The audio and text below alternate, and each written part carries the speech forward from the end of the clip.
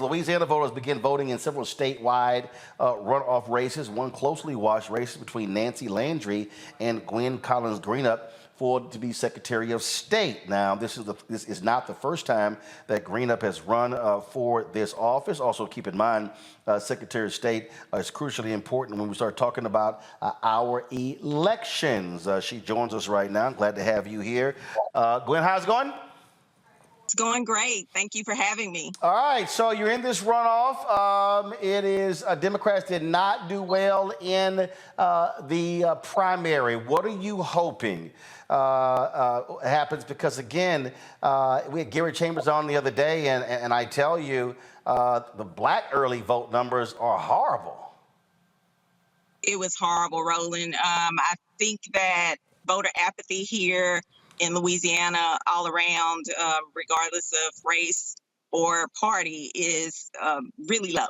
And that's one of the reasons that I ran. The first time I ran in 2018 is because Louisiana had nearly 3 million registered voters with less than 15% participating in most elections. And our low voter turnout rates allow about 450,000 people to make decisions for 4.6 million Louisianians. And that should concern anyone, regardless of race or party.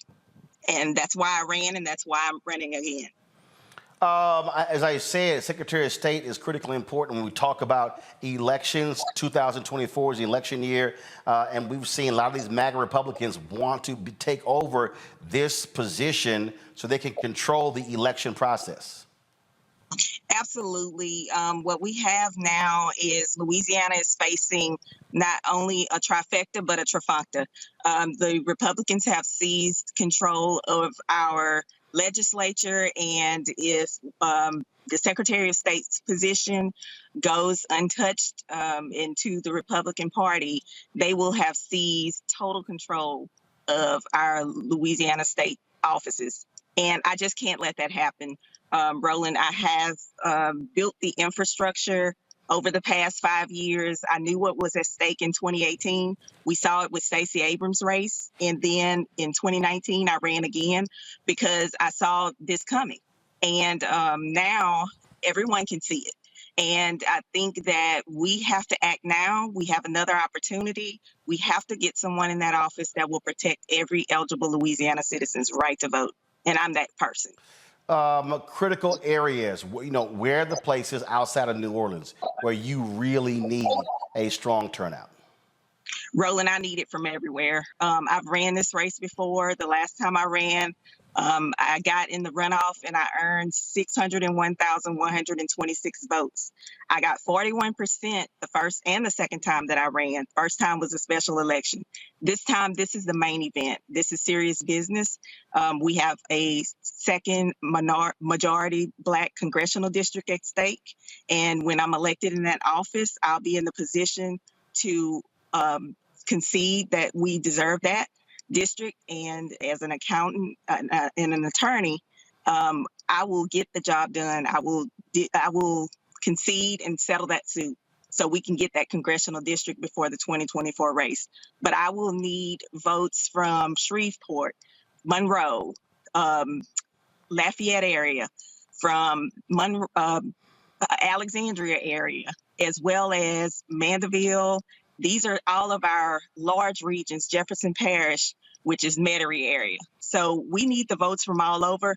But more importantly, Roland, I'm the only candidate, the only Democratic candidate other than our governor that has actually pulled votes from rural areas. I was born and raised in a rural parish. I live in Baton Rouge, which is a metropolitan city area, the state capital. And I've built relationships around the state, and I have law offices throughout the state. And that has given me the infrastructure that I need to run a statewide campaign. And we've mounted a good campaign, and now we're trying to close it out and get the win on tomorrow. All right, then. Well, look, certainly good luck. Appears if you're out there campaigning, doing this from the car, so out there trying to get as many people as possible. Folks, don't forget, voting begins 7 a.m. Central, ends 8 p.m. Central. Be sure to tell your friends and family if you're in Louisiana to get out there and use their power. And I always say, if you don't vote, shut the hell up. Absolutely, Roland. Gwen, thanks a Thank you lot. for, thank you for having me. All right then. I tell you, Suzette, when I hear those numbers, I mean, there's nothing that ticks me off when I hear just those porous numbers. And people love to talk about what we need, what needs to happen, what they should be doing.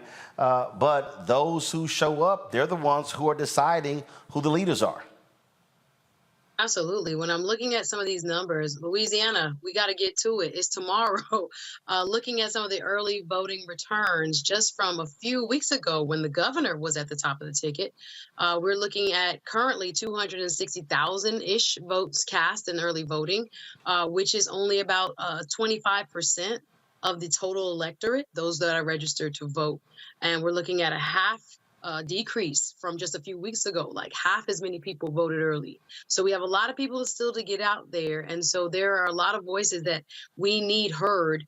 And as you stated yesterday so eloquently on your show, Roland, there's so many decisions right now that we can't afford to just be on the sideline and hoping and praying and saying that we are going to penalize a certain party, therefore not do anything, because the ball keeps rolling. Power is still in the hands of others who don't have our interests at heart. So they're continuing to make the rules. They're continuing to set the agenda. And again, we are oftentimes not included in that agenda. I just was on Faraji's show, Faraji Muhammad, on the culture, and we were talking about Jeff Landry, who is the governor-elect, who is talking about withholding funding from protecting the city of New Orleans from saltwater intrusion until he sees some stronger measures passed against women who were seeking services for termination of pregnancy. Now, this is beyond his scope in terms of what a governor should be doing, but we're seeing all of these very radical and extreme views by folks who are now elected because of the low turnout,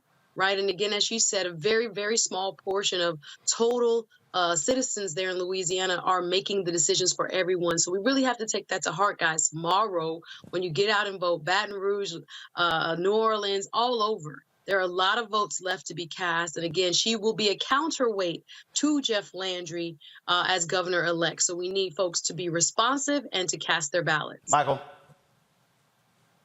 You know, Roland, we've talked about Louisiana the past few weeks. We had Omari Hossain on, as well as Gary Chambers.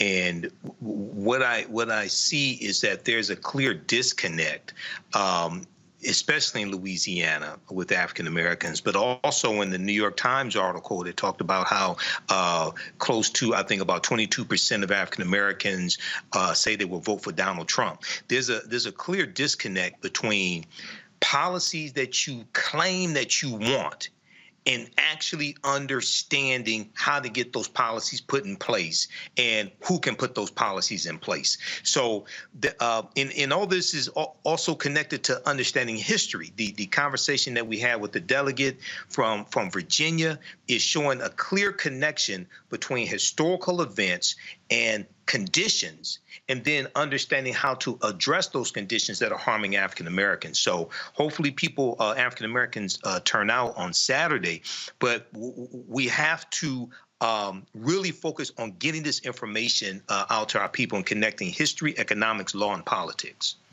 You know, Matt, look, we talked about this in Texas. 75% of voters 30 and under didn't even vote in 2022. So when I hear young folks, you know, complain about this, that, and the other, again, 75%. I mean, the reality is this here. If 25% of those voters actually voted, guess what? Greg Abbott wouldn't be governor. Dan Patrick would be lieutenant governor. If they turn out in the way they should this year, Ted Cruz in 2024 won't get reelected. But saying it is one thing, doing it is another. That's exactly right. And, you know, I think obviously we're at crisis points around the country, but I think Suzette said it brilliantly that at least in this race in particular, she is needed to be a counterweight to Jeff Landry. So it's not only a matter of we need to come out and vote, which is the obvious premise here. They do. We need to come out and vote. And we need to understand that especially on the local and state level, your votes have a meaningful effect. They always do.